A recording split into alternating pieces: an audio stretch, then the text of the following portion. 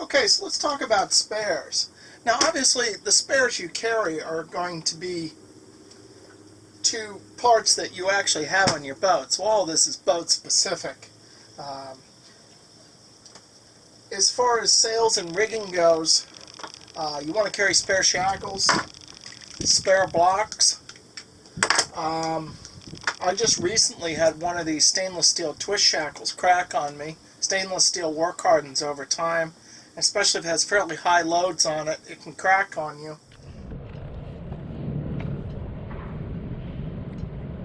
And if you don't have a replacement and you're in the middle of the ocean, it might force you to get pretty creative. There are no West Marines and no Ace Hardwares in the middle of the ocean. Always remember that. Another item, since I've added solar panels, is a set of connectors. Here I have a whole set of electrical butt connectors, and these are heat shrink for different wire sizes. This is 10 to 12 gauge, 14 to 16, 18 gauge. It's a good idea to have a lot of these, because I find that these do, even though they're heat shrink wrap and they're supposed to seal from moisture, I find that I do have problems with corrosion. I'll notice a solar panel, I'm not getting any current coming from a solar panel, and usually the connector is the culprit. I also carry a set of ring terminals to connect the wires to the batteries. You also, of course, want to carry plenty of spare wire. As recently the case with the stern light, just somewhere in the wire it developed resistance. It was a bad connection. So you want to carry spare wire so you can replace that. I neglected to mention, of course, you want a set of wire cutters and insulation strippers and crimpers. And usually that comes all in one tool. Another thing to carry on board is a whole set of screws, nuts, and bolts. I saved a lot of the wood screws, which came from the carpentry work I did on the interior, which included building this chart desk here. And that was a good idea to hang on to a lot of these wood screws, because you never know. As in the case recently with the galley where I found some rot, you never know when you're going to need wood screws or machine screws, and it's always a good idea to have a good supply of them on board. I also have a bunch of screws, nuts, bolts, washers left over from when I built the nutshell pram. And again, spare screws, nuts, and bolts don't take up too much space. They don't weigh too much. So I would always err on the side of having too much of this than too little. Let's talk about adhesives, sealants, lubricants, tape, and so on. Beginning with adhesives, glues. The top of my list is West Epoxy. Just the plain old 105 with the 205 fast hardener. They do have a slower cure hardener if you're working on a job where you're going to be in a hot tropical sun. You might want to use that. But I've always used the 205 hardener. And then I keep the mini pumps in Ziploc bags. That's how I store them. Because it's almost impossible after you use these mini pumps to get all of the resin or hardener out of them. So I just keep them sealed in a bag, and just make sure you don't mix the bags up, otherwise you'll have them cured inside the bag. And also very handy is this 407 fairing compound, which you can mix in the epoxy if you want to make a fairing putty out of it. So that's on the top of my list. And next up is this G-Flex, which is also made by West. And I'm a big fan of West products. I've had very good luck with them. This is a thicker epoxy, and the main advantage of the G-Flex is that it's a 50-50 mixture of resin and hardener, so you don't need the mini pumps. So it's much easier for small jobs, just one-off jobs, where you don't want to go through the trouble of setting the mini pumps up and all that.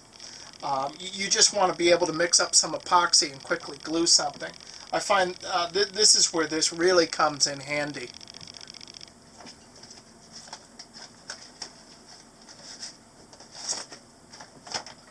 Now just another random item I use all the time is 216 Interlux thinner. Besides using it to clean your brushes when you're using Interlux paints, I find it's also very handy, for example, with varnish drips on the gel coat. You can rub a little 216, and a lot of times it'll soften the varnish enough so that you can just gently scrape it off with your nail or a popsicle stick, something that won't really gouge the gel coat. Now let's move on to sealants.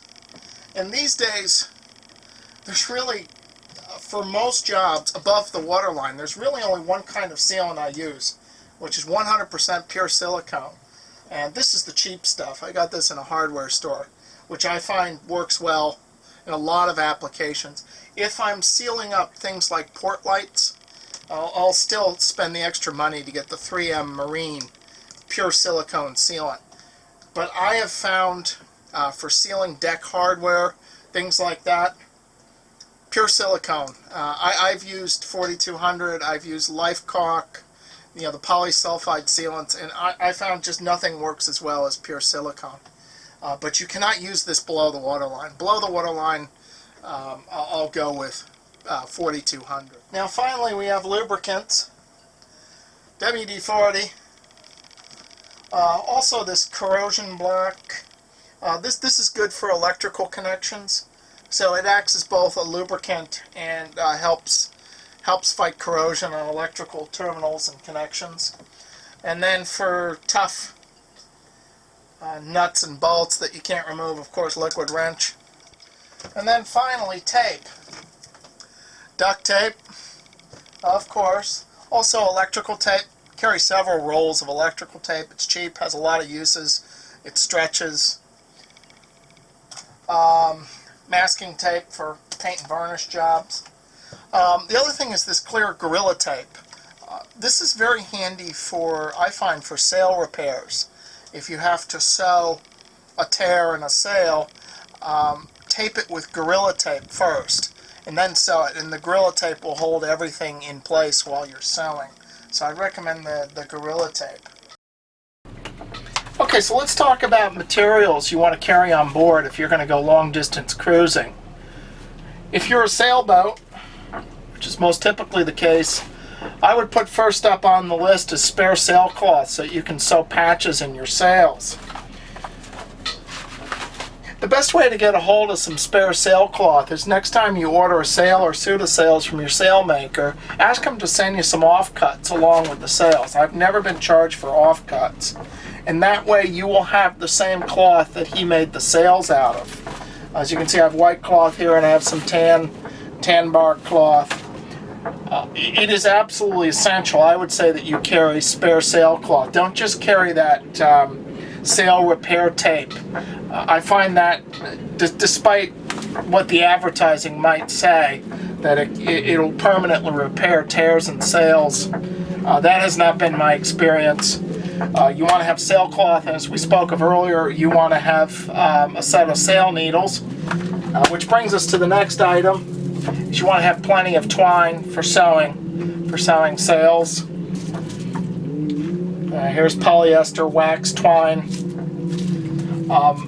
And just on this subject, I also carry, and this I don't use for repairing sails, but this is simulated tarred twine. It's a thicker twine, and it's actually wax, but it looks like old tarred rope. I use this mainly for putting service and seizings on the shrouds to mount things like the side lights. Speaking of spare cloth, I also just carry some spare canvas. This is just heavy-duty canvas, which I've used for sewing patches in the underside of my berth cushions. The colors don't match, but you can sew the patch on the inside, especially if the tear is on the underside of the cushion. It works well. I also carry spare Sunbrella for repairing my sail covers and sail bags. Sunbrella is an excellent cloth. I recommend carrying some extra of that on board. Finally, and this will be more in demand on traditional boats, especially gaff riggers, where you have gaff jaws, boom jaws, etc. But even if you have leathers on your oars, or want leather, it's a very good anti-chafe. I put it in places on my cap rail where the sheet blocks tend to land, bounce on the cap rail and ding the varnish all up. You can put a leather on that. I would recommend getting yourself half a hide of leather. This is Latigo leather. That's the burgundy colored leather. I ordered this from the Tandy Leather Company. If I recall, it's about $250 for half a hide. And half a hide will last me quite a long time, at least a decade. So get yourself half a hide of leather and store it away. Leather has a lot of uses on a sailboat.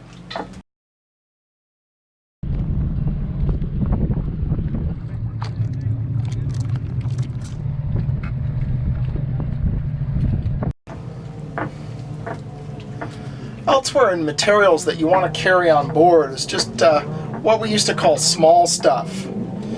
One is small diameter, 1/4 inch, 3/8 inch diameter lines, and jet skis are out in force. It's the weekend. And I find 3-strand line is the best because it's easy to splice and whip the ends. Small stuff is used for things like tie downs, sail ties. Anytime you just need a short piece of line, you can cut some off and whip the ends, and you got a nice little tie down line. And I find there's on a sailboat there's almost just a steady and endless demand for small stuff. So make sure you carry small lines on board suitable for this. Another thing is shock cord. And as I was making this video, I realized I'm running low on shock cord. I mainly use shock cords to tie off the tiller. It's better than using a piece of small stuff line because it, as the name suggests, it absorbs shock. So if you have your tiller tied off in an anchorage like now, and like now when we have boat traffic, waves are shoving the rudder side to side. And tie-off lines that don't have any stretch will result in a lot of shock there, creating big strains. Of course, I also use this when I have the self-steering wind vane engaged. It helps to dampen it so the wind vane doesn't oversteer. So of course I carry plenty of spare ropes and cordage. As I replace halyard sheets, anchor rods, I'll keep at least some of it in the cockpit lockers as spares. And every now and then I have to purge it, because it just gets to be too much stuff after a while. So also down here, it's my old mainsail. I carry that as a spare. And also, I carry a few rectangles of marine fur here. I use it partially just as barricades to keep stuff from shifting in the cockpit lockers. But I also use this as spare plywood. Which can sometimes come in handy. And last but not least, I carry spare lumber. Here's some mahogany. There's a piece of ash there. More mahogany. And we got a piece of teak here. That looks like more. That's all mahogany. I also saved the old seats from the nutshell, just because it's such beautiful wood here. This is also mahogany, and I plan sometime when I get near a table saw, I'm going to rip this up and turn it into dimensional lumber. I can just never part with nice hardwoods, so I'm definitely a hoarder when it comes to that.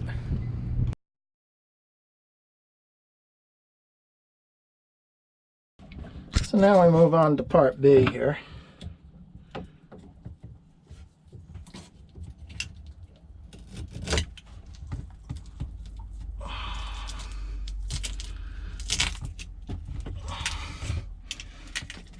So after removing all the old tape on the elbow, I'm going to give it a sanding just to clean it up a bit. Then what I'm going to do is I have some clear hose, some plastic hose, whose inside diameter is the same as the outside diameter of the elbow. And so I'm going to try epoxying that plastic hose over the elbow, and then again binding it up with tape. So that'll make a little more robust leak repair there. That fits on there pretty nice. I'm going to try something else that's new here. Is this solid epoxy. It comes in a stick and you just break off a chunk of it. And then you knead it in your hands like bread dough. And once you get it all kneaded together, it begins to cure. And they say it's suitable for plumbing repairs and will cure underwater. They say it's marine tough, so we'll give it a try.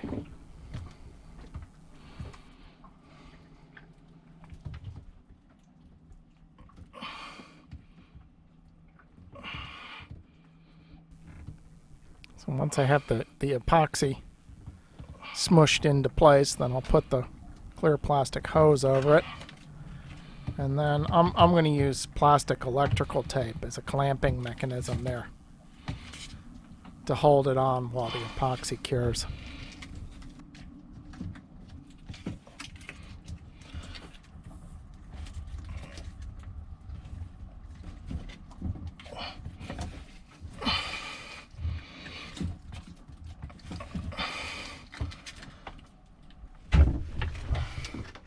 Alright, so this epoxy's definitely starting to cure, so we can probably go back over the side and pull the plug out and see if we're watertight. So far we seem to be watertight. Had a little bit of a scramble because when I opened the Seacock it started leaking around the hose. So I had to remove the hose. This hose is quite stiff, and wrap a couple rounds of duct tape on there and then clamp it. And it seems like we're watertight now. The good news is that when I close the Seacock, it almost closes now all the way. There was just a little tiny trickle there. So if this whole thing does break off, at least I know I can close the Seacock and it'll mostly close the flow off, or at least enough so that it's not dangerous. Ow, hurt my hand there.